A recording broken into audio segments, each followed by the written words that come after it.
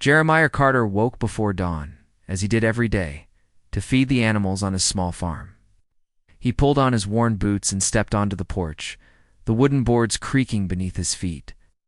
The air was cool and smelled faintly of hay and earth. He carried a bucket of feed to the chicken coop, paused to stroke their soft feathers, then moved on to the cows, calling their names in a low, gentle voice. His farm was his world, the land, the animals, the steady rhythm of chores.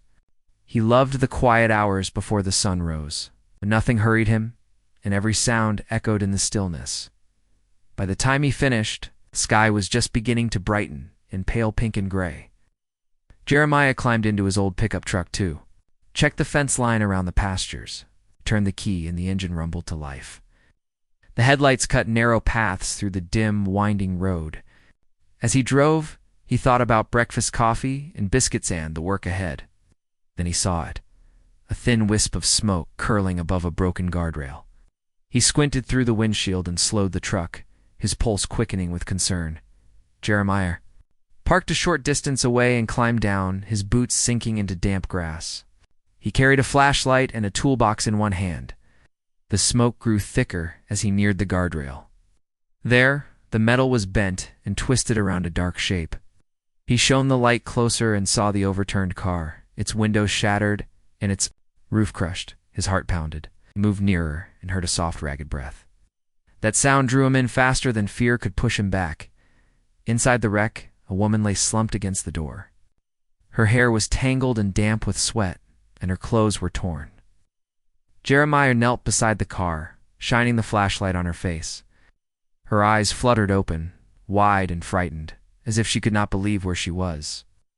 She tried to speak, but only a small, ragged sound came out. Jeremiah spoke to her in a steady, calm voice. "Ma'am, I'm here to help. Don't try to move. Can you squeeze my hand?" She reached out a trembling arm and closed her fingers around his. He felt the shake of fear in her grip. He stood and ripped a piece of cloth from his shirt, tearing it into strips. He knelt again and pressed one strip firmly against a wound on her forehead. Blood seeped through quickly, dark and thick, but he kept the cloth tight. He tore more cloth and wrapped it around her ankle, which was twisted at an odd angle. He kept talking to her. "You're safe now. Help is coming." Called for an ambulance. His words were simple, but his tone held a calm strength that seemed to slow her breathing and ease her panic. Jeremiah reached for his phone and dialed 911. He gave his name, described the accident, and gave a clear location on the country road. The dispatcher asked questions that Jeremiah answered in short, clear sentences. He told her the woman was conscious but injured, that there was one person in the car, that he had applied first aid. Then he asked, "How long till they get here?" The dispatcher said an ambulance and police were on the way. Jeremiah ended the call and tucked his phone away, his attention returning fully to the woman. He asked her name. She whispered Emily. He repeated her name softly, as if saying it might give her strength. He held her hand and helped her sit up enough to keep her head from resting awkwardly against the metal. The engine of a distant vehicle hummed. Faintly, but otherwise the night was quiet. Jeremiah pointed toward the east where a thin line of light was growing. "Sun will come soon," he said. Asts. He asked her to breathe in and out slowly. With each breath, he counted softly. 1, 2, 3. We kept the cloth pressed against her wound and spoke of small, pleasant things, how the cows chewed their cud, or how the farm looked after a good rain. His voice was like a steady beam of light in the dark. After several minutes, Jeremiah heard sirens in the distance, faint at first and then growing louder. He let go of Emily's hand and stood up. 2 flashing lights came around a bend in the road, followed by the distant sounds of voices calling out. Jeremiah waved his arms to guide the ambulance. A paramedic jumped out, grabbed a medical bag and ran to the car. A police officer followed, shining a flashlight around. Jeremiah stepped back and gave a quick factual report, how he found Emily, what first aid he had given, and that she was talking and breathing on her own. Emily lay back as the paramedics worked. They checked her pulse, moved her gently, and lifted her onto a stretcher. As they lifted her into the ambulance, she reached out and whispered, "Thank you." Jeremiah nodded, his voice thick. You're going to be okay, he said. The paramedic closed the doors, and the ambulance's lights pulsed as it drove away. Jeremiah watched until it vanished down the road and turned to the police officer. The officer thanked him and asked for his contact info. Jeremiah gave it without fuss. He declined an offer to ride along to the hospital and said he needed to return to his farm. The officer nodded respectfully. Jeremiah climbed back into his truck, his clothes stained but his heart full. Slowly home, the sky now brightening with the first rays of the sun.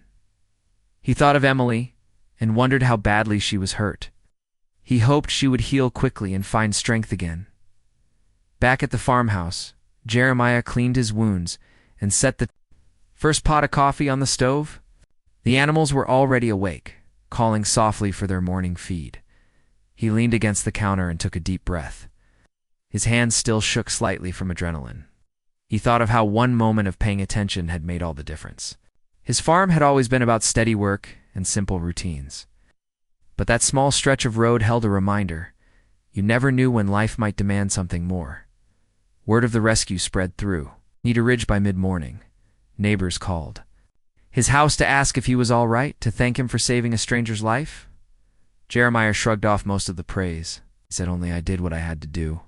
But inside, he felt a quiet pride in knowing he had helped someone in her darkest hour.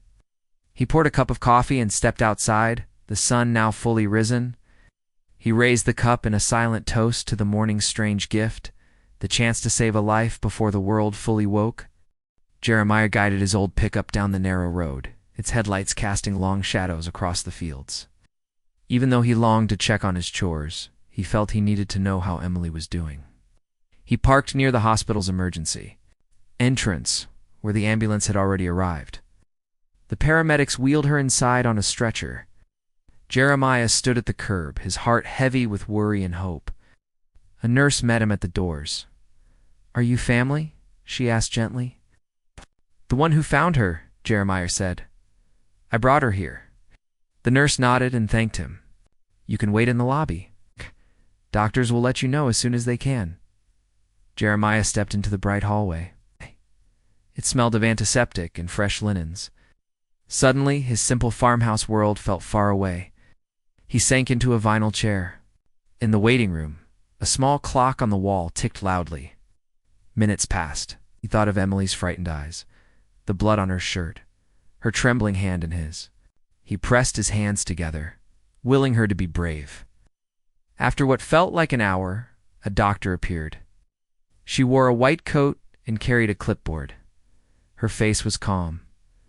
"Mr. Carter?" she asked. "That's me," Jeremiah said, standing. "I'm Dr. Singh. Emily has a broken collarbone and a mild concussion. She also has a sprained ankle and a few bruises. We've given her IV fluids and pain medicine. She's stable and awake, but we want to keep her overnight for observation." Jeremiah felt relief flood through him. He nodded, though his voice caught. "Can I see her?" "Of course." Dr. Singh led him down a corridor to a private room. The door slid open with a soft whoosh. Inside, Emily lay on the bed with white sheets pulled up to her waist. Her left arm dangled in a sling, and a thin tube ran from her arm to an IV bag. She looked pale but conscious. When she saw Jeremiah, her eyes filled with tears. She whispered, voice weak but steady, "Thank you." He pulled a chair close to her bed and sat down, trying to keep his voice gentle. "You're safe now, Emily. You rest. Doctors will take good care of you." She managed a small smile.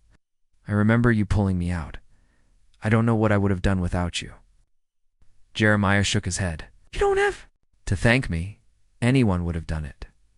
She reached for his hand. He held it, careful of her foreline. Her skin felt cool. He glanced at the clock by the bed. The afternoon sun streamed through the window, painting stripes of light across the floor. "Did you come from the farm?" Emily asked softly. He nodded. "I live about 10 miles from here. Was checking fences when I saw the crash." She closed her eyes for a moment, as if letting the memory wash over her. It all happened so fast I lost control of the wheel, and then I can't remember much. Jeremiah squeezed her hand. "You're going to be okay." The weather was clear, and you were lucky I came by." They sat in comfortable silence for a few minutes. Then Emily spoke again, her voice curious. "Will reporters be here?" he sighed. "They've already been around. I told them I didn't want attention." "You want me to handle it?" She nodded. "Yes." "I don't want my family and strangers making a spectacle," Jeremiah promised. He would. He stood up. "I'll go tell them I'm not giving interviews. I'll handle the rest." She watched him leave, her hand still reaching out. He paused at the door, looked back, and gave a small nod.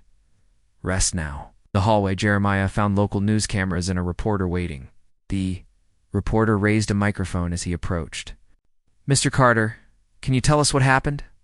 "The town is calling you a hero." Jeremiah put up a hand. "I only did what anyone would do. I'm here now, not for interviews, but to make sure Emily is okay." The reporter looked disappointed, but lowered the mic. "Thank you. We respect your wishes." Jeremiah nodded and walked away. He leaned against a wall in the quiet corridor, feeling torn between pride and discomfort. He did not want fame. He just wanted Emily safe and sound. Back in the waiting room, he called his wife, Marcia. She answered on the second ring. "Jeremiah, are you all right?" She asked, worry and relief in her voice. "I'm fine. Emily's stable. Broken collarbone and concussion, but she'll recover." "Keep her overnight." "Oh, thank God," Marcia said. "Do you need me?" He shook his head even though she couldn't see him. "No. I'll stay until morning, then head back." "Okay, I'll tell the kids," she said. "Their 2 children, ages 8 and 12, would worry. They'll want to know you're safe too." "I'm safe," he said. "Be home for breakfast." They hung up. Jeremiah looked around the waiting area. Other families sat quietly, some reading magazines, others staring at walls. He realized that tonight many people were like him, worried for a loved one. He felt a new connection to strangers who struggled with silent fears. Hours passed. A nurse checked on Emily from time to time. Once she asked Jeremiah if he wanted coffee, shook his head but thanked her. He read a few pages of a magazine, but could not concentrate. Finally, just before midnight, the nurse knocked and asked him to come back. Emily was sleeping, her head resting on a pillow tipped with fresh linen. The doctor's earlier words echoed in Jeremiah's mind. Rest and observation. He watched her chest rise and fall in steady breaths. Every so often she stirred and reached for the glass of water on the bedside table. He picked it up and handed it to her, careful not to jostle her arm. When she woke, her eyes focused on him. For a moment she frowned in pain. Then she smiled. "Thank you," she whispered again. He shook his head. "Get some sleep." She closed her eyes. He sat by her side, listening to the soft beeps of monitoring machines. Outside the hall, lights dimmed. The night wore on. Some time later, Emily woke and spoke in a low voice. "I'm sorry you had to stay." Jeremiah reached out. "It's okay. You saved me too. You reminded me why we do what we do." She opened her eyes. "How's your farm?" He chuckled softly. "It looks like a mess. Cows out of pasture again, I bet." She giggled, a soft, sweet sound. "I wish I could help." "When you're better, you're welcome." They sat like that, 2 strangers bound by a strange twist of fate in a shared moment of gentleness. The hospital night stretched around them, silent and watchful. By dawn, the hallways were quieter. Cleaning crew moved slowly through, soft, footsteps on the polished floors. The sky outside lightened to a pale gray. Nurses began their rounds again. Jeremiah knew he should go home soon, let his wife and kids have their mornings. But he also felt he needed to stay until Emily was fully conscious. When the doctor came back, she informed them that Emily's scans were clear of serious injury. Beyond what they knew, she could go home in a day or 2, once she felt stronger. Emily's relief was evident. She looked at Jeremiah with gratitude shining in her eyes. "Thank you for saving me," she said one more time. Jeremiah stood up. "You don't owe me anything. Just make sure you rest and heal." She nodded, tears gathering again. "I will." He smiled and walked toward the door. As he passed through the hall, he realized something had changed. His hospital room, once a place of fear and pain, had become a space of kindness and human connection. He had entered as a stranger, and he would leave with a story of hope. Back in the waiting room, he stretched and took a deep breath. He dialed Marcia. "They'll let her go home tomorrow," he told her. "I'm heading back now. Drive safe," she said. "I will," he replied, picked up his jacket, and headed for the exit. As he stepped outside, the cool morning air greeted him. The hospital's bright lights faded behind him. Ahead lay the long road home, the fields waiting, the chores undone. But inside his heart he carried something new, the knowledge that a single act of kindness could change to lives forever. Jeremiah returned home just as the sun climbed higher, casting warm light over his fields. He parked the pickup beside the barn and stepped out, breathing in the familiar scent of hay and earth. His shirt was still stained, and his boots carried bits of gravel. Ahead of him, a small crowd had gathered near the farmhouse. Neighbors peeked from behind trees and fences, spring among themselves. A few reporters stood by his front gate, cameras slung over their shoulders. One held a microphone with the local station's logo, another adjusted a camera tripod. Two more scribbled notes in small notebooks. A young woman with a bright smile approached Jeremiah. "Mr. Carter, we're all so grateful for what you did. Could you share your story on camera?" Jeremiah shook his head slowly. "I already told them I don't want interviews. I just want to get back to my work." The woman's smile faltered. "But people here want to know the heart behind your actions. You see, he was a hero." He shifted his weight from one foot to the other. His fields needed tending, the cows waited to be milked, and the fence men still called for his attention. "I'm no hero. I was lucky to be there," he said. "I'll answer questions when I'm ready, but right now I need quiet." The woman nodded and stepped back. The reporters lowered their microphones. A hush spread over the small crowd.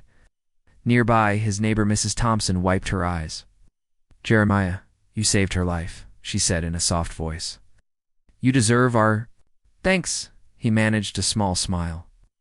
"Thank you, but anyone would have done it." Mrs. Thompson shook her head.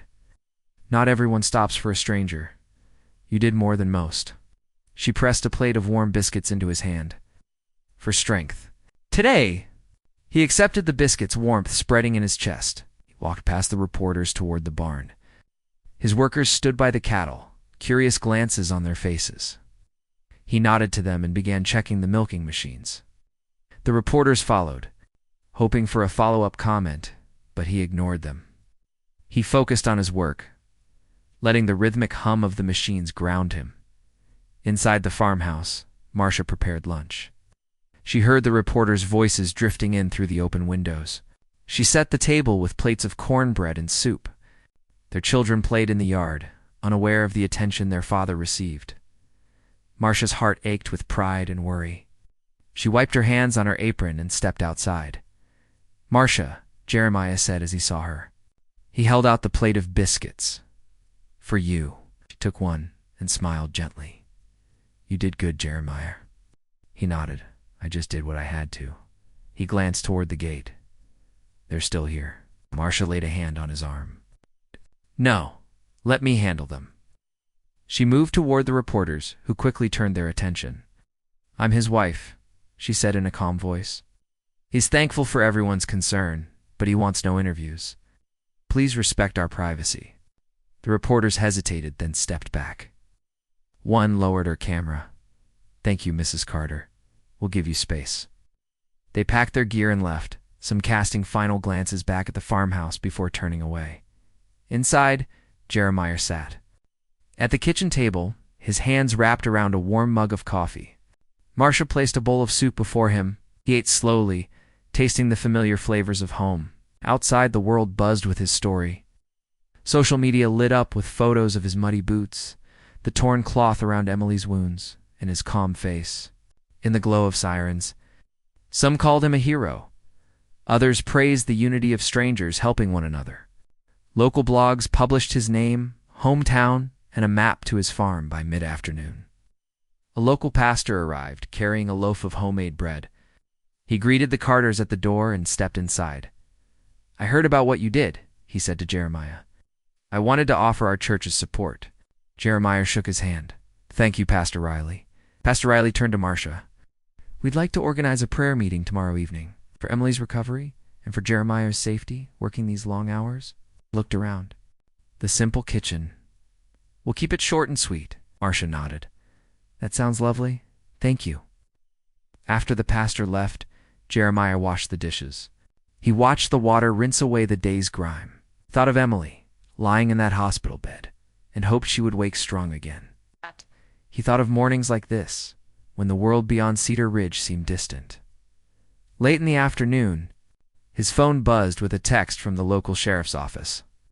They asked if he could provide a statement for the accident report.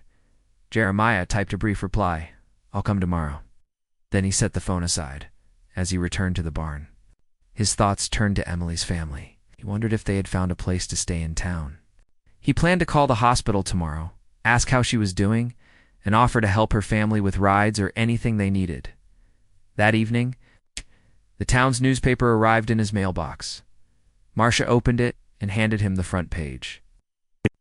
Picture smiled back at him. Muddy boots, hands pressed to Emily's wounds, calm eyes focused on hope. The headline read, "Local Farmer's Quick Action Saves Life."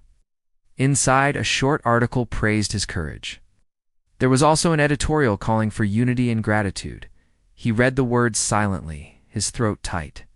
He folded the paper and placed it on the kitchen counter. "I didn't do it for this," he said softly. Marcia squeezed his hand. "I know." They ate a quiet supper together. The children asked about the story, eyes wide. Marcia explained simply, "Daddy helped someone who needed him." Their faces glowed with admiration. "That's wonderful," the boy said. "You're a hero, Dad." Jeremiah sighed. "No heroes here, just a man who stopped to help." He ruffled his son's hair. After the children went to bed, Jeremiah stepped onto the porch. The night was still, the air cool and calm. He looked up at the stars, thinking of all the people who now knew his name. He worried that this attention might change him, his farm, and his quiet life. Wanted to return to normal, to the simple rhythm of chores and seasons. Just then, his phone rang. It was Dr. Singh from the hospital. He answered quickly. "Hello? Mr. Carter, this is Dr. Singh. Emily asked me to tell you how grateful she is. She's asking about you in hopes to meet you when she's stronger." Jeremiah's voice softened. "Thank you for calling. Tell her I'm glad she's getting better." "No need to rush me." Dr. Singh chuckled. She insisted. "She said you saved her life." The doctor paused. "She wants to bring you a thank you card tomorrow." Jeremiah smiled. "That's kind of her." They said their goodbyes. He hung up and felt a warmth in his chest. Emily's gratitude was enough. He stepped off the porch and walked toward the barn where his lantern still glowed inside. He finished one last chore before calling it a night. That week, Cedar Ridge buzzed with talk of the rescue. A charity group arranged donations for the hospital staff, marking the accident site with a small cross. A local artist painted a mural. On Main Street, a farmer lifting a woman from a wrecked car, hands clasped in solidarity. People from nearby towns drove by to see the farm, leave flowers at the mailbox, and wave their thanks. Through it all, Jeremiah kept his head down, tending to his land and livestock. He waved politely to visitors, but offered no interviews. He focused on feeding the chickens, milking the cows, and mending fences. Lunchtime, he sat with Marcia on the porch watching passersby tip their hats. He felt a quiet pride mixed with relief that life could return to its simple patterns. On Friday evening, the small prayer meeting gathered in the old church. Neighbors filled the wooden pews, holding candles and bowing their heads. Pastor Riley spoke of compassion and the bond that forms when strangers help one another. He asked everyone to pray for Emily's full recovery and for the safety of all who work the land. Jeremiah sat near the front, Marcia by his side. When the prayers ended, the congregation sang a hymn. Jeremiah felt a wave of peace, knowing his community stood together. Afterward, people approached him with smiles and kind words. He thanked them softly, feeling each handshake as a reminder of the good in people. As he walked home under the soft glow of the street lamp, he realized something had changed. His act of kindness had sparked something bigger than himself. It had connected a town, a family, and a life in need. And that connection would live on long after the cameras had left and the stories faded from the news. Jeremiah woke before sunrise again, though his mind was busy with yesterday's events. He stepped onto the front porch and blinked at the sight before him. The gravel driveway, usually empty until late morning, was lined with shining cars. Sleek black sedan, its windows tinted, gleamed in the pale light. Next to it, a white SUV with polished chrome rims. Behind them, a small line of luxury vehicles, 2 sports cars, a luxury sedan, and even a classic convertible with its top down. Jeremiah rubbed his eyes and leaned forward. This was more than reporters and neighbors. These were cars he had, only seen in magazines. He opened the screen door quietly so as not to wake Marcia or the children. The air smelled of dew and fresh grass. The cars reflected the soft pink of dawn. Jeremiah walked down the steps and toward the first car. A man in a dark suit stepped out. He looked polite and nervous. "Mr. Carter?" he asked. Jeremiah nodded. "I'm Micah Lee from Oakwood Hospital. You saved Emily Dawson's life. The board wanted me to bring you this." The man handed him an envelope with the hospital seal. Jeremiah opened it. Inside was a letter of thanks and a check to cover all of Emily's medical bills. Jeremiah looked up. "You don't have to do this," he said softly. Michael shook his head. "We insisted. We gave Emily a second chance. It's the least we can do." As Michael returned to his car, another vehicle rolled forward. This one was a bright red sports car driven by a local entrepreneur, Peter Sanchez. He stepped out, brushing his suit jacket. "Jeremiah, I just heard what happened," he said with genuine warmth. "I run Sanchez Farms equipment. Want to offer you a grant to upgrade your machinery. New tractors, better irrigation, gear, whatever you need." He held out a folder with paperwork and brochures. Jeremiah felt a lump in his throat. He knew how expensive that equipment was. He shook his head at first, but Peter smiled kindly. "You helped a stranger. Now let us help you and the community. Your farm feeds a lot of families here." Jeremiah accepted the folder, his fingers trembling slightly. Behind Peter, a dark blue luxury SUV rolled up. A woman in a friendly dress stepped out. She introduced herself as Clara Novak, a philanthropic organizer. "We want to start a scholarship in Emily's name," she said, handing Jeremiah a small plaque. "The scholarship would help young women in Cedar Ridge go to nursing school." She explained how the local college would match funds. "Your act of kindness deserves a lasting legacy," she said. Jeremiah looked at the plaque, read Cedar Ridge Compassion Scholarship in honor of Jeremiah Carter's courage. He placed the plaque carefully on top of the paperwork he held. More cars arrived. Some held family members of Emily. Her mother and father emerged, hugging Jeremiah with tears in their eyes. Emily's mother said, "We can never repay you, but we will always be grateful." They pressed a basket of home-baked bread and pies into his hands. Emily's father offered a small wooden cross, carved by hand, and asked Jeremiah to keep it in his home. Each gift and gesture warmed Jeremiah's heart. He spoke simple words of thanks to each person, though inside he felt overwhelmed. As the sun rose higher, neighbors walked up with bouquets of wildflowers picked from their yards. One by one, they shared words of appreciation.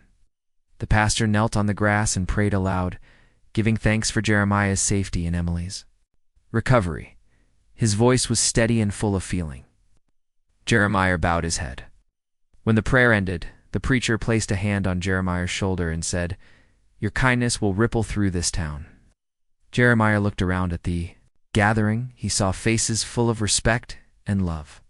He felt something shift inside him. This was more than praise. It was a community coming together. After the formal gifts, people began to drift toward the farmhouse. Marcia stood at the doorway, watching the scene with quiet pride. She called to the children, and they ran outside in their pajamas, sleepy-eyed but curious. Their mouths dropped. When they saw the cars, "Daddy, what's happening?" his son asked. Jeremiah knelt to hug him. "People want to say thank you," he said. His daughter clung to Marcia's side, eyes wide. Marcia smiled and said, "Let's have breakfast, and then we can all talk." She led their children inside and returned with plates and coffee. The crowd formed a loose circle around the porch, accepting invitations to sit on the steps or lean against fence posts. As coffee and biscuits were passed, Peter announced that he would bring farm equipment representatives to demonstrate new machinery. Clara said she would visit the college to finalize the scholarship fund. Michael Lee promised regular check-ins on Emily's progress and invited Jeremiah and his family to a hospital reception next week. Emily's parents invited the Carters to a thank-you dinner. One by one, ideas formed around how to make Cedar Ridge stronger. Conversations buzzed with hope and energy. Jeremiah sipped his coffee, looking at the cars in his driveway as if they were visitors from another world. He thought of his simple pickup truck parked off to the side, muddy and scratched. That truck had taken him to a person in need. These luxury vehicles represented something else: gratitude, shared kindness, and a promise of support. Jeremiah felt his chest tighten. He stood and raised his coffee cup. "Thank you, everyone," he said, in a clear, calm voice. The crowd fell silent. "I didn't do this for reward. I did what anyone would do, but I am grateful for your kindness. I will use these gifts to help all of us, my family, my neighbors, and this whole town." Applause broke out softly, growing into cheers. Neighbors clapped, and Emily's parents wiped tears of relief. The pastor said, "Amen," and people bowed their heads again. Then, as if on cue, a chorus of farm equipment began in the distance tractors. Combines and harvesters rolling onto the property. Peter led them through the gate. The machines gleamed in the sunlight, brand new and ready for work. Children stared with delight. Farmers nodded and shook hands with Peter's team. The promise of modern tools felt like a breath of fresh air. Jeremiah realized these machines would help him plant faster, harvest sooner, and perhaps even train other young farmers. After a while, the cars departed in pairs, engines humming low. Michael Lee waved from his sedan. Clara Novak blew a kiss. Peter honked his horn playfully. Emily's parents drove away slowly, their headlights turning back, toward town. One by one, the luxury cars disappeared down the road, leaving only dust in their wake. Jeremiah watched until the last taillight vanished. The driveway was empty again, except for his old pickup. The morning's excitement settled into quiet contentment. Neighbors lingered on the lawn, talking about plans for the new scholarship and how the farm upgrades would benefit everyone. Marcia gathered her family inside and served a second breakfast of eggs and grits. Jeremiah washed the dishes afterward, listening to the laughter and chatter echoing through the open windows. Later that afternoon, he walked the fields, touching the stalks of corn and running his hand along the fence posts. Everything looked the same: the gentle slopes, the grazing cattle, the weathered barn, but something felt different. The farm held more than crops and animals now. It held hope, gratitude, and the promise of a stronger community. Jeremiah thought of Emily recovering in her home, the scholarship helping young women, and of his neighbors working side by side. As evening fell, the sun painted the sky in shades of orange and purple. Jeremiah sat on the porch with Marcia and the children, watching fireflies flicker in the yard. He held Marcia's hand and looked at his kids, their eyes bright and curious. He felt a deep sense of peace. The accident had brought fear and pain, but it had also brought people together in a way he had never imagined. The luxury cars had been symbols of thanks, but the real gift was the bond that had formed between a stranger saved and the community that rallied around them both. That night, as the family went to bed, Jeremiah reclined in his chair and closed his eyes. He thought back to the first moment he saw the wrecked car and heard Emily's frightened breath. He thought of the quiet road, the early morning stillness, and the choice to stop and help. He whispered a prayer of thanks for the chance to be there, for the kindness he'd witnessed, and for the future that lay ahead, one built on compassion and unity, as sturdy and steady as the old farm itself. You said, Part 5 KO, expand KRO without heading 1,300 words, my and simple. Jeremiah woke early, as always, though today's sleep felt deeper after the week's whirlwind. He carried his coffee to the porch and stared at the field stretching into the morning mist. The upgraded tractors glinted in the yard, parked beside the old pickup he still loved. The scholarship plaque rested on the windowsill inside, its words a quiet promise. He felt the weight of all that had happened on, the gift it had become. Inside, Marcia and the children were already stirring. The aroma of fresh pancakes drifted through the rooms. He stepped in just as Marcia flipped a pancake high into the air, catching it perfectly on the pan. Their daughter laughed, and even their son, usually shy in the mornings, grinned widely. Marcia handed Jeremiah a plate stacked with warm pancakes and drizzled syrup. He sat with the family, savoring the simple meal and the sounds of home.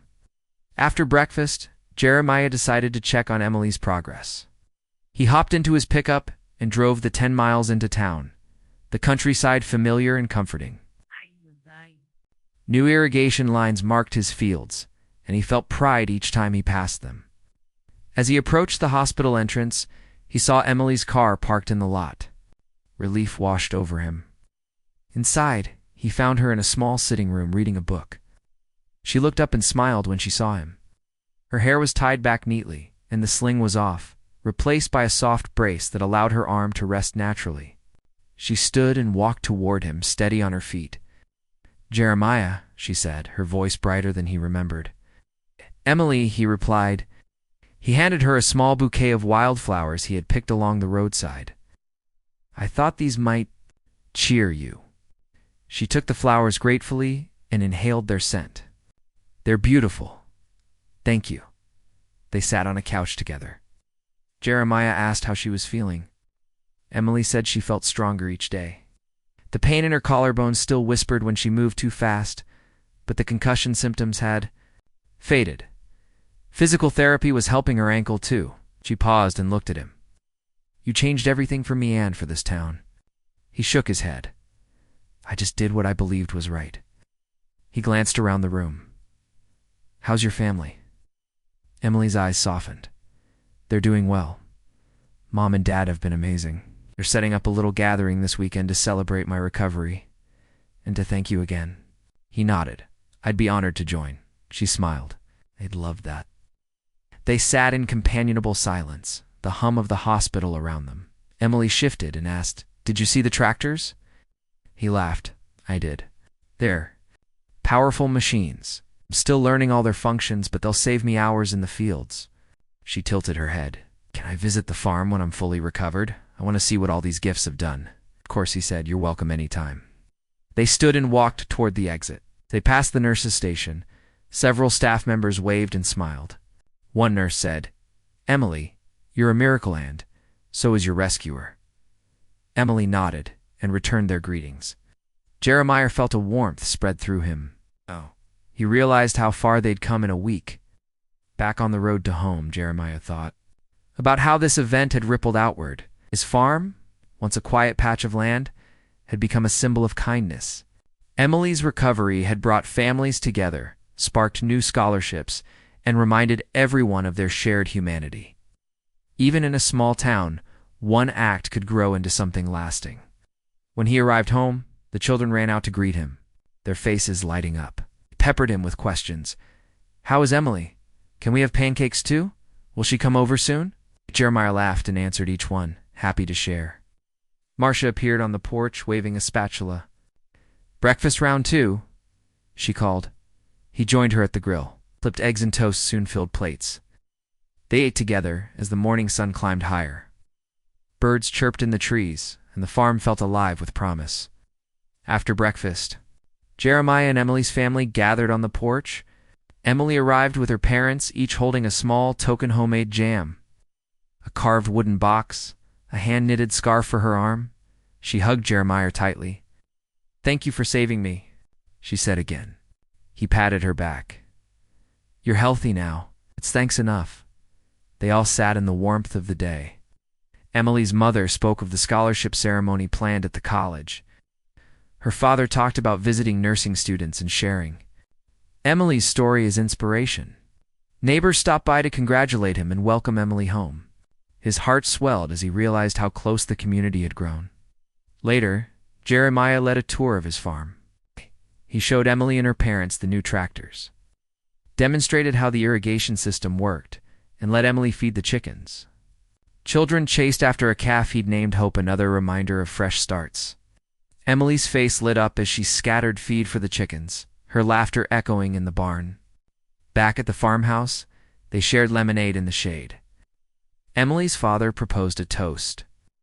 To Jeremiah Carter, whose courage saved Emily's life and whose humility inspires us all. Glasses clinked. Emily looked at Jeremiah, tears in her eyes. "Thank you," she whispered. He raised his glass. "To community and to helping each other, always." They drank, and a gentle breeze stirred the leaves overhead. In that moment, all tension and fear fell away. Only gratitude and friendship remained. As the afternoon waned, Emily's parents prepared to leave. They hugged Jeremiah and promised to stay in touch. Emily walked him to the gate. "I'll be back for the scholarship ceremony," she said. "I'll save you a front row seat," he replied. She smiled. "Maybe another farm tour any time," he said. She waved and got into her parents' car. It rolled away, leaving them alone in the quiet. He closed the gate and turned. Back to the house. Inside, Marcia found him and held his hand. "You did good today," she said. He nodded, still smiling. "We did good. All of us." The children ran up for snacks. Jeremiah lifted his daughter and ruffled his son's hair. Life on the farm beckoned again, chores to finish, fields to tend, animals to care for. Yet he felt lighter, buoyed by the connections they'd built. That evening, the sun set in a blaze of orange and gold. Jeremiah sat on the porch with his family, watching fireflies dance in the fading light. On how one moment of compassion, choosing to stop on a deserted road, had changed everything. A life saved, a town united, new opportunities blossoming like the crops in his fields. He whispered a quiet prayer of thanks for the chance to be here, surrounded by love and community. The farm, once just a place of work, had become a place of hope. And as night fell, the stars above seemed to shine brighter, gentle reminder that kindness lights the world in the darkest hours.